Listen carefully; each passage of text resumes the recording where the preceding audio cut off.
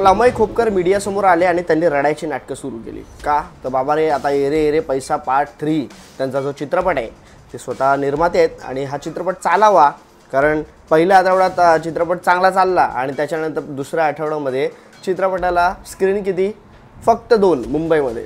आणि त्याच्यामुळे काल पत्रकार परिषद घेतली आणि अमय खोपकरांनी कुठेतरी थोडंसं रडायचं ढोंग केलं आणि चित्रपट चालेल या अनुषंगाने असा त्यांचा हेतू आहे असं बऱ्याच लोकांनी टीका केली।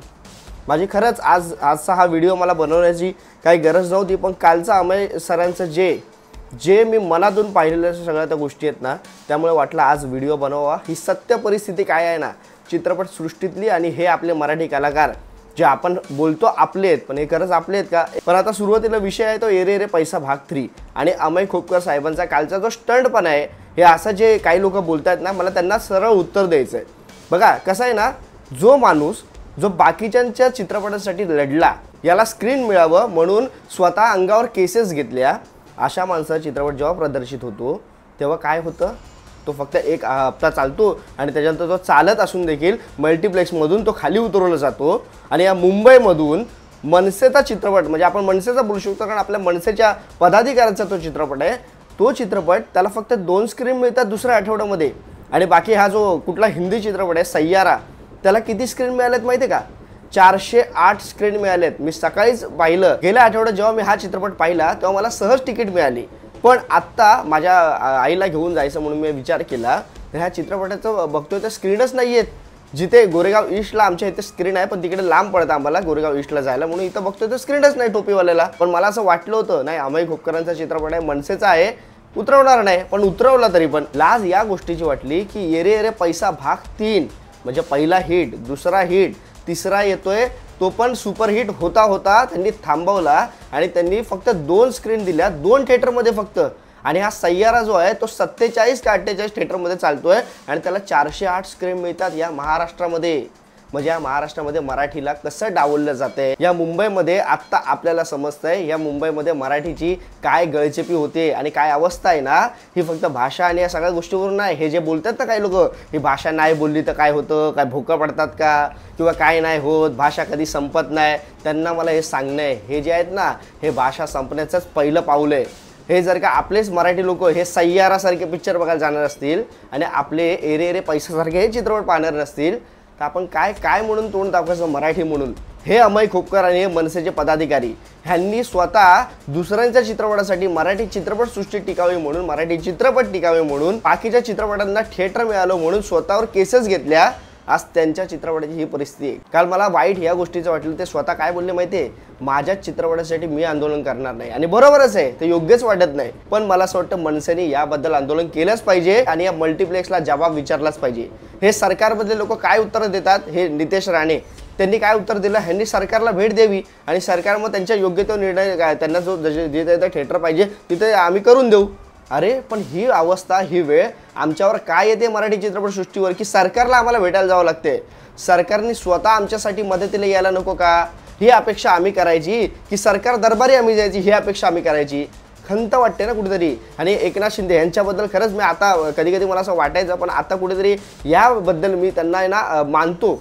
आज सुशांत शेलार जर का आपण पाहिलं, ते शिवसेना चित्रपट याचे पदाधिकारी प्रमुख आहेत आणि त्यांनी काल आंदोलन केलं, आज वाटतं ते पुन्हा एकदा आंदोलन करणार आहेत। कुठल्या चित्रपटासाठी? एरे एरे पैसा 3 या चित्रपटादरम्यान त्यांनी आंदोलन केलं की मल्टिप्लेक्समध्ये ह्यांना थिएटर मिळाले पाहिजे। म्हणजे फक्त त्यांनी सांगितलं की या फक्त एका चित्रपटासाठी नाही, ते येणाऱ्या पुढच्या मराठी चित्रपटांना मल्टिप्लेक्समध्ये जागा मिळाली पाहिजे, थिएटर मिळाले पाहिजे, त्यासाठी म्हणून हे आंदोलन करतात। मला असं वाटतं यासाठी मनसेही पाठिंबा देणार आणि मला असं वाटतं मराठीसाठी आपण पक्ष सगळी बाजूला ठेवून जसे आजपर्यंत एकत्र आलो तसे एकत्र आले पाहिजे। ह्या गोष्टी मला तुम्हाला सांगायच्या होत्या, म्हणून मला लाज या गोष्टीची वाटली ना मित्रांनो। खरंच सांगतोय मी, या महाराष्ट्रामध्ये मराठी चित्रपट आपण पाहत नाही।